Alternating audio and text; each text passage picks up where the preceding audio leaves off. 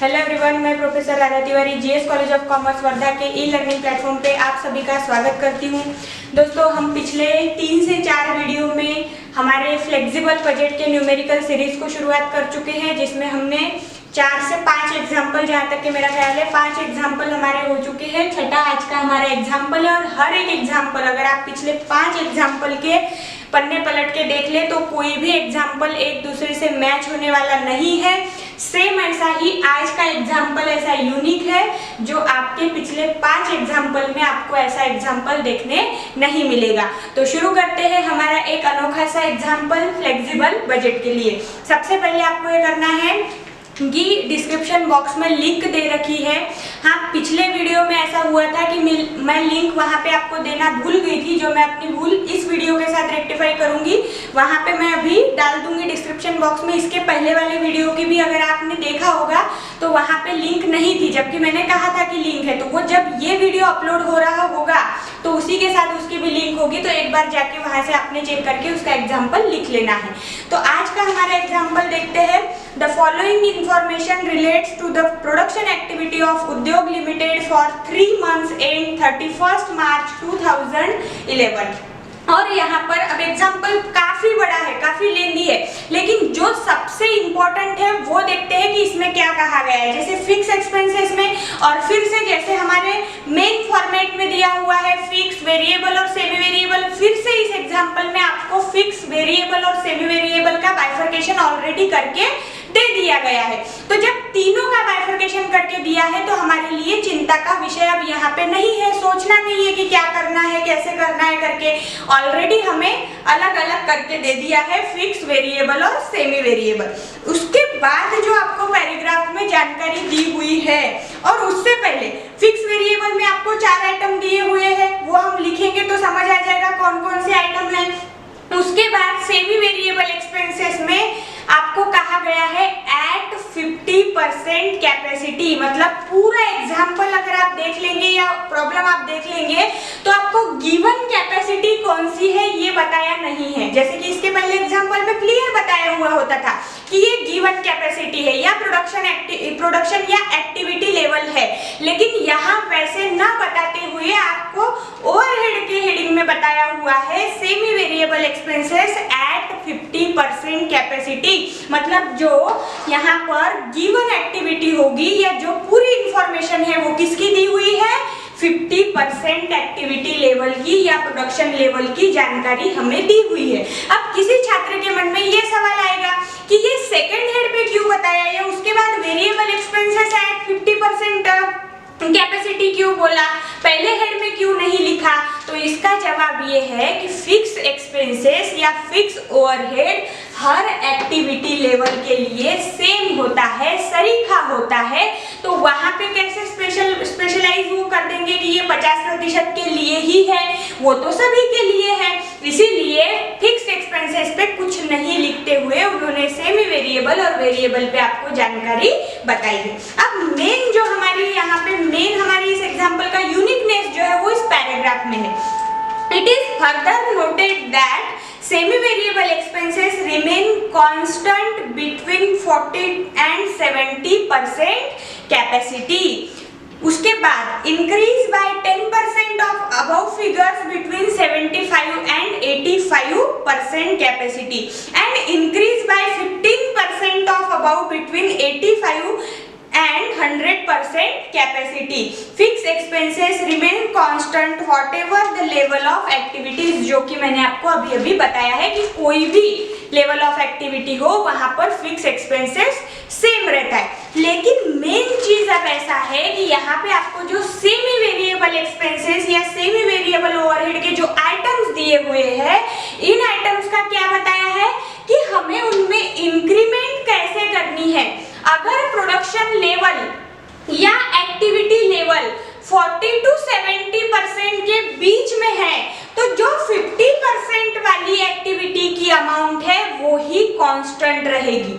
अगर production level 75 to 85 के बीच में आने वाली है तो जो 50% की अमाउंट है उसमें 10% इंक्रीमेंट होगा, और जो एक्टिविटी लेवल 85 to 100 के बीच में आती है या 100 है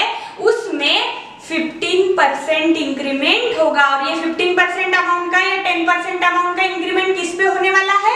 ये जो मेन अमाउंट 50% का दिया हुआ है उस अमाउंट में हमें इंक्रीमेंट करना है। इसके बाद दिया है estimated sales eight 60%, 80% and 100% respectively.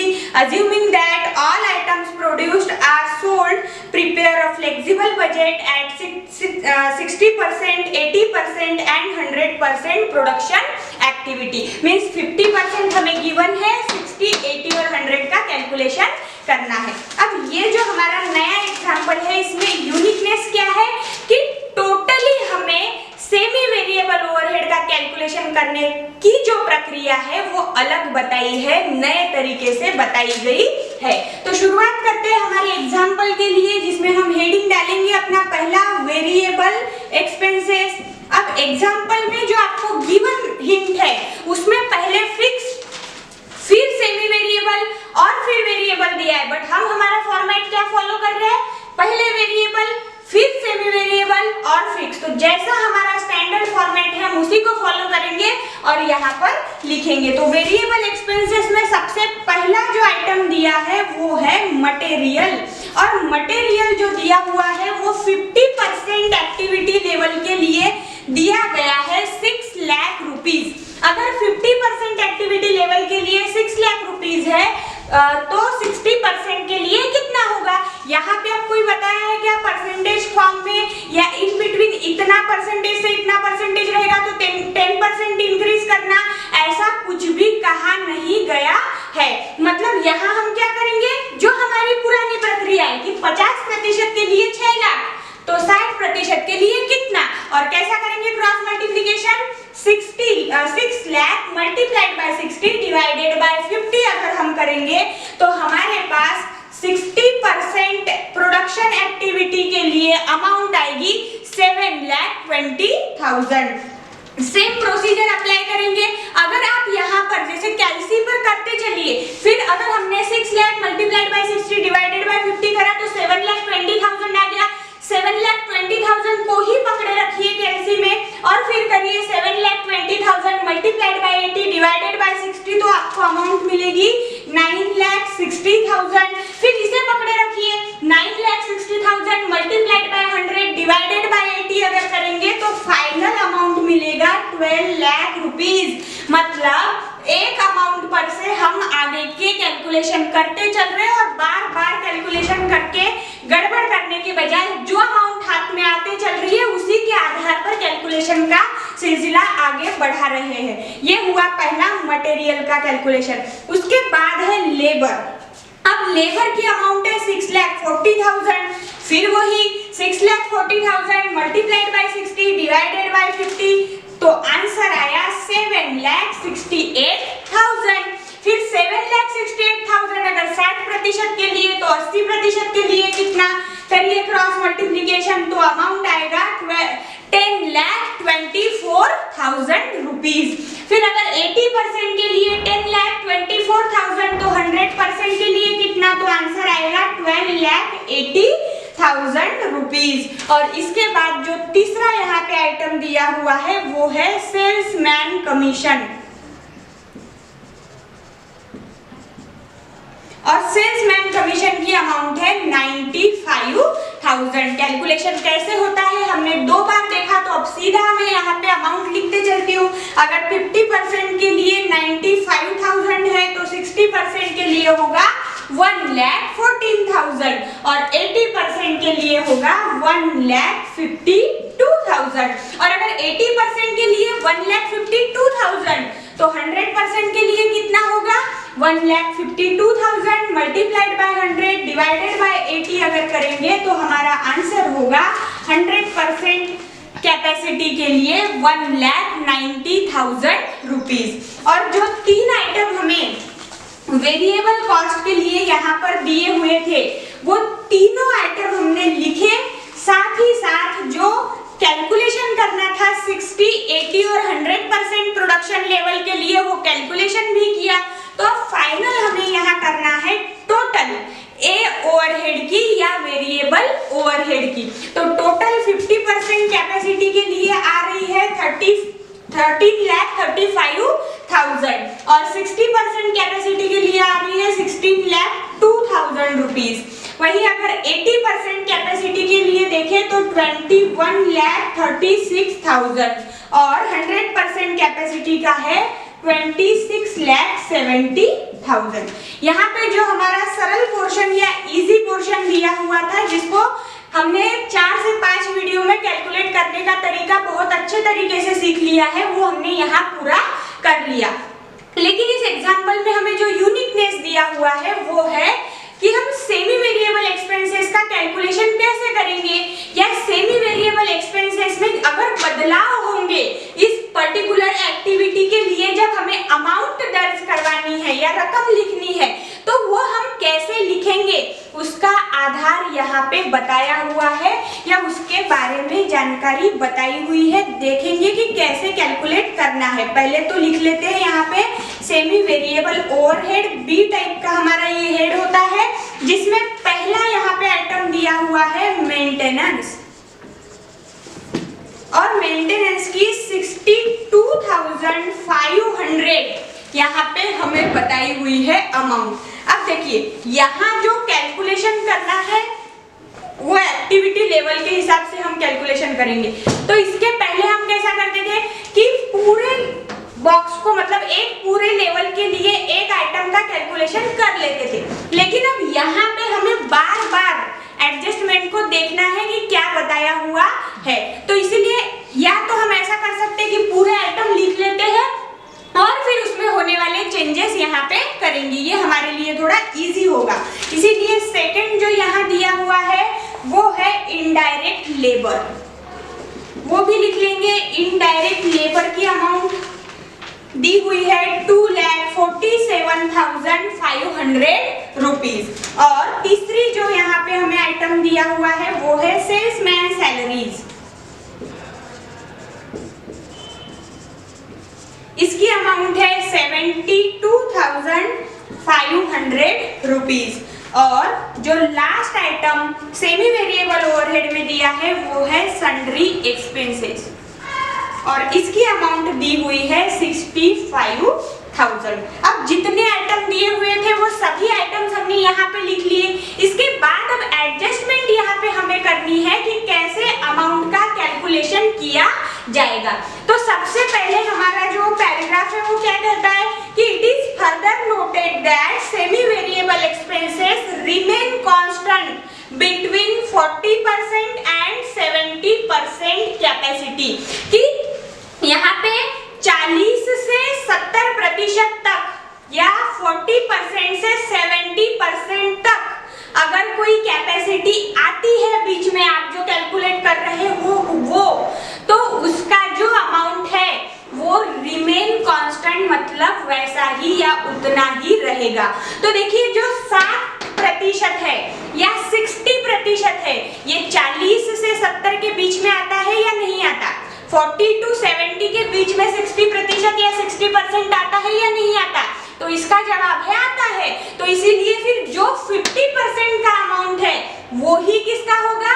60% का होगा। देखिए नए टाइप का एग्जाम्पल बहुत बार ऐसा होता है कि हम इंफॉर्मेशन पढ़े बिना और जो बहुत ज्यादा वहां पे चीजें बताई जाती है उससे घबरा जाते हैं, लेकिन अगर हम उसे सुलझाने की कोशिश करें, वो जो पहेली हमें दी है उसको अगर सॉल्व करने की कोशिश करें, तो ऐसे चिल्लत सी बात उसमें दी हुई होती है, लेकिन हम देख के एकदम घबरा जाते हैं। यही बात एग्जाम में भी हमारे साथ होती है कि मैक्सिमम टाइम हम आने वाली चीजें भी वहां पे गलत करके आते हैं। क्यों?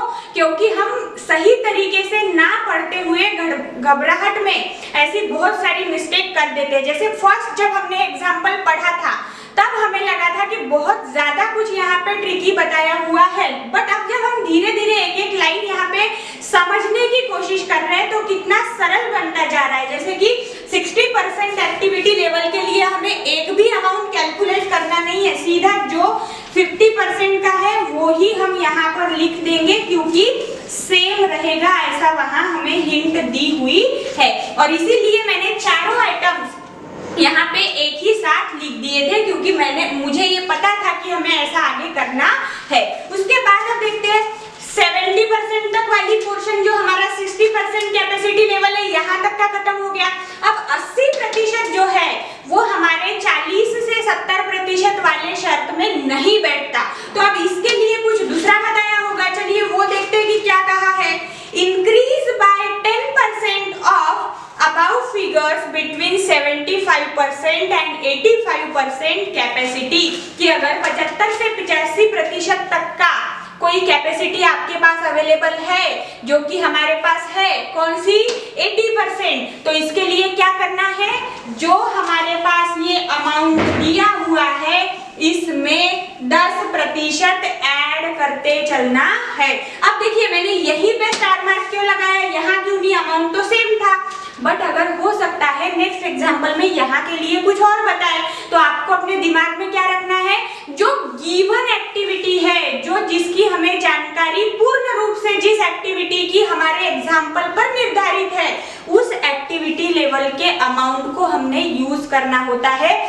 यहाँ पर सुयोग से 50% और 60% सेम हो गया, बट अगर ऐसा ना हो आगे के एग्जांपल में, तो आपको क्या याद रखना है कि हमारे लिए बेस होता है जो एक्टिविटी लेवल पूरा एग्जांपल जिस पे बना हुआ है वो, तो 50% है, इसीलिए मैंने इस पे स्टार मार्क किया। जो भी हमें कम ज्यादा करने की प्रक्रिया करनी है वो इस अमाउंट पे करनी है, ना कि यहाँ आने वाले या यहाँ आने वाले, ठीक है। तो अब 10% ऐड करना है, तो 62,500 62,500 में अगर हम 6,250 रुपीज ऐड करेंगे, तो इसकी जो अमाउंट आएगी वो होगी यहाँ पे 68,750 रुपीज। सेम प्रक्रिया एक पूरे अमाउंट के साथ करना है कि 2,47,500 जो हमें दिया हुआ है इसमें 10% हम ऐड करेंगे, और ऐड करने के बाद वो अमाउंट जो बनेगी वो हमारे 80% एक्टिविटी लेवल के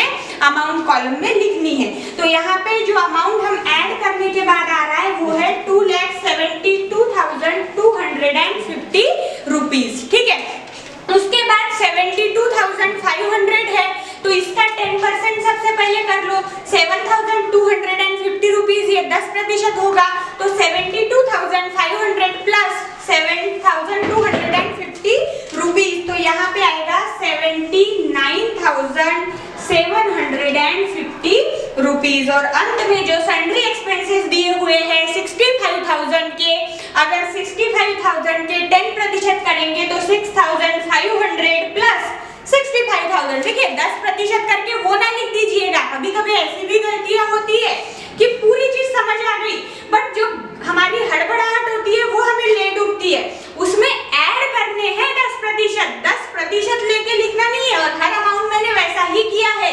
इस अमाउंट में और 10% मिला के 80% प्रोडक्शन लेवल के लिए या एक्टिविटी लेवल के लिए अमाउंट बनानी है। तो 65,000 में फिर 6,500 ऐड करेंगे, तो हमें यहाँ पर मिला 71,500 रुपीज। और यहाँ हमारी 80% की जो प्रोडक्शन लेवल या प्रोडक्शन एक्टिविटी है उसका पूरा कॉलम हमने सेमी वेरिएबल ओवरहेड का कंप्लीट किया।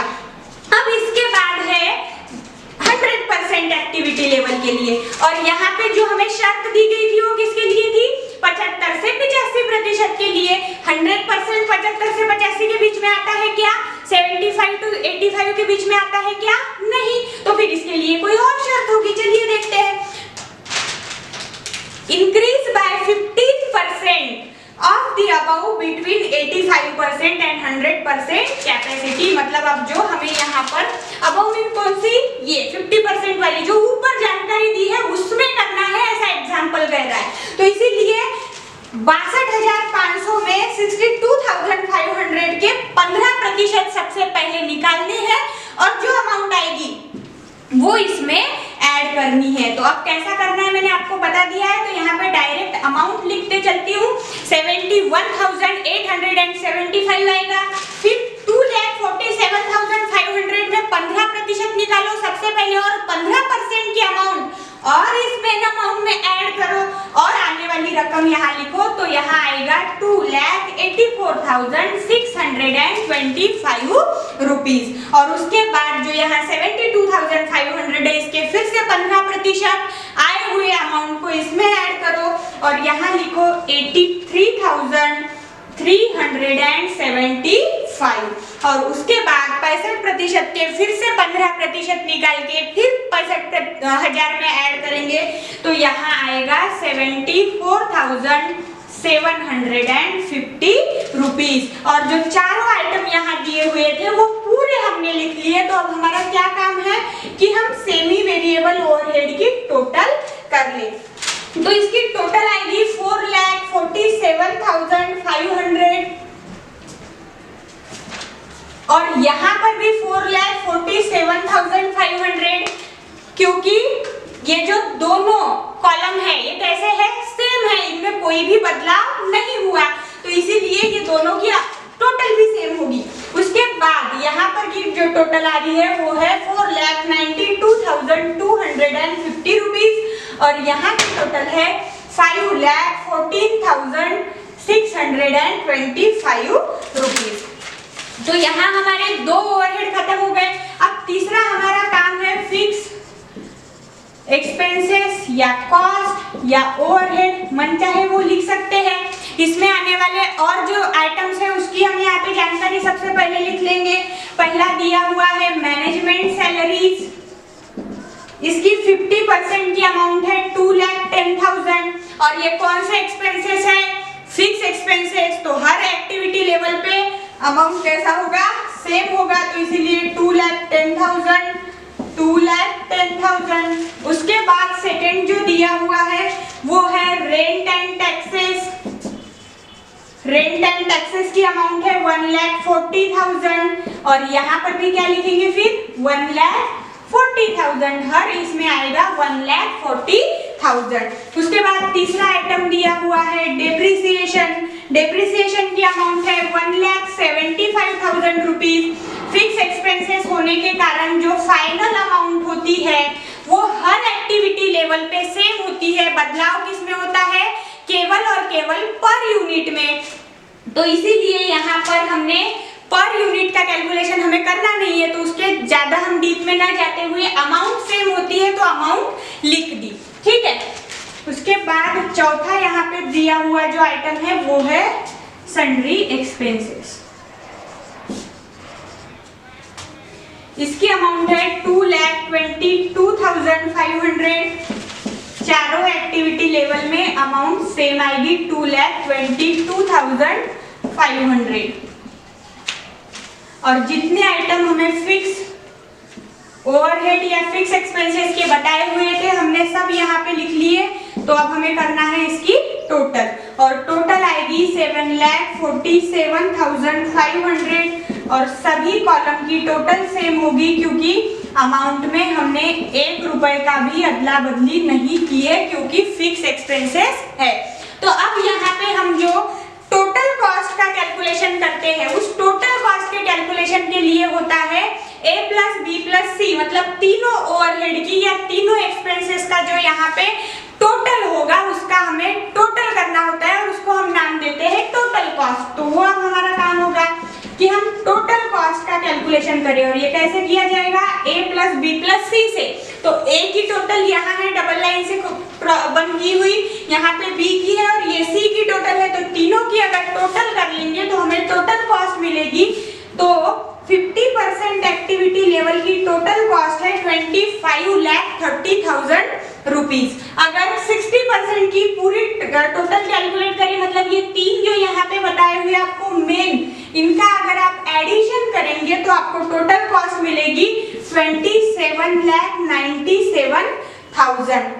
और वही अगर हम 80% के लिए बात करें तो इसकी टोटल होगी 33,75,750 रुपीज। और 100% के लिए क्या टोटल होगी या टोटल कॉस्ट होगी तो 39,32,125 रुपीज। अब यहाँ पर टोटल कॉस्ट तक का कैलकुलेशन हम पहले भी कर चुके हैं। इसके पहले के वीडियो में एक हमने देखा था कि अब यहाँ दिया हुआ होता है हमें सेल्स और जहां सेल्स दिया हुआ होता है वहां पे हम प्रॉफिट एलिमेंट या लॉस एलिमेंट का कैलकुलेशन कर सकते हैं कि क्या इसमें प्रॉफिट हो रहा है या क्या यहाँ यहाँ पे लॉस हो रहा है।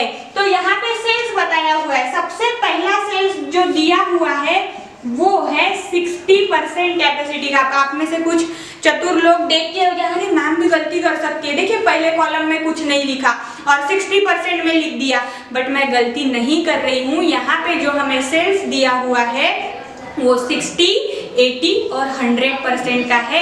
पूरी जानकारी 50% की दी हुई है, बट 50% का सेल आपको दिया हुआ नहीं है। इसीलिए हम यहाँ पर जो जिसका दिया हुआ है सबसे पहले लिख लेते हैं। 60% का है 25,50,000, 80% का है 34 लाख और 100% का दिया हुआ है 42,50,000। लेकिन हमारी जो मेन एक्टिविटी थी 50% की, उसका कुछ भी नहीं दिया। क्यों नहीं दिया इन्होंने? क्योंकि उसकी पूरी जानकारी इनके पास दी हुई थी और कभी कभी अब हम उसका बेस बनाते इसलिए यहाँ लिखते चलते, लेकिन जरूरी नहीं है कि आप जो गिवन एक्टिविटी है उसका कैलकुलेशन अपने कैलकुलेटिंग एरिया के साथ दिखाए। ये भी एक तरीका होता है एग्जाम्पल सॉल्व करने का। हमारा एग्जाम्पल क्या बोल रहा है? 60, 80 और 100% का कैलकुलेशन आपको करना है। उन्होंने 50% के बारे में कुछ भी कहा है क्या? क्योंकि पूरी चीजें तो उन्होंने ही कैलकुलेट करके दी है, लेकिन हम हमारे स्टैंडर्ड फॉर्मेट को फॉलो करते हुए जो गिवन एक्टिविटी लेवल होती है उसको हर बार लिखते चलते हैं। इसीलिए यहाँ हमने लिखा और उसने सेल्स अगर नहीं दिया है तो कोई दिक्कत नहीं, हम खुद कैलकुलेट करते हैं।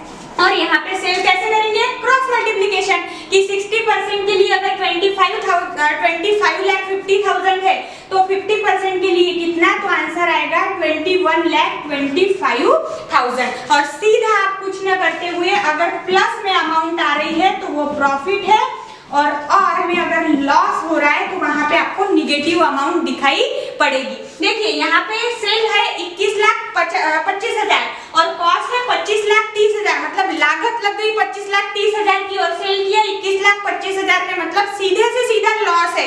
तो क्या होगा? ये माइनस में लिखेंगे 4,05,000। ठीक है, उसके बाद यहाँ पर कॉस्ट कितनी लग रही है? 27,97,000 और बेचा कितने में? 25,50,000 में, मतलब फिर से बनाने में खर्चा ज्यादा आया और बेचा कम रुपए में, मतलब फिर से लॉस हुआ है। तो माइनस में लिखो, यहाँ पर आएगा 2,47,000। वही यहाँ पर 33,75,750 की लागत लगी, 33,75,750 की कॉस्ट लगी और सेल्स क्या है? 34 लाख, मतलब प्रॉफिट है यहाँ पर, इसीलिए प्लस में लिखेंगे 24,250 रुपीज।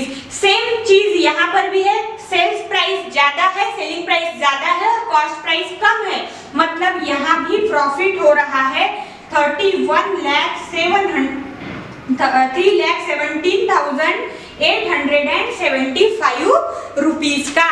और यहाँ पर हमने देखा कि जैसे इसके पहले के एग्जाम्पल में केवल प्रॉफिट आया था, लेकिन यहाँ आप देख रहे हैं कि 60 और 50% की जो एक्टिविटी लेवल है इसमें लॉस हो रहा है और वही जब प्रोडक्शन बढ़ के 80 और 100% पे जाता है तो प्रॉफिट हो रहा है। तो स्टूडेंट, आज के एग्जाम्पल में हमने ये यूनिक एग्जाम्पल देखा जहाँ प्रॉफिट था, लॉस था, सेमी वेरिएबल का कैलकुलेशन एक अलग तरीके से करना था।